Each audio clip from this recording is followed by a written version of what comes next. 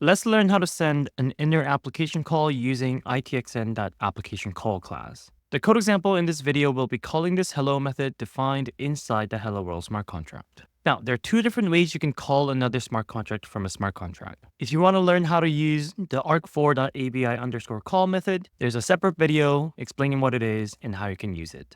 Using the itxn.ApplicationCall class is the more advanced technique that requires manual configurations and type handling.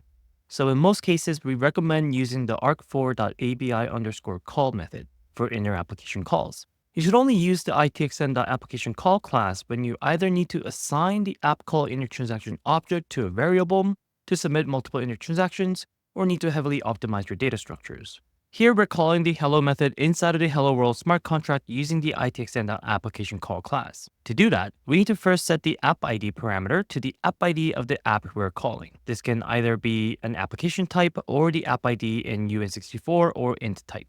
Then we need to set the app args parameter to a tuple, where the first parameter is the arc4 encoded method selector of the method, which we can get with arc4.arc4_signature, with the string representation of the method selector passed in as the argument. Now, for those of you who don't know what a method signature is, it's basically a string that represents the name, the parameter that the method takes in, and the return type.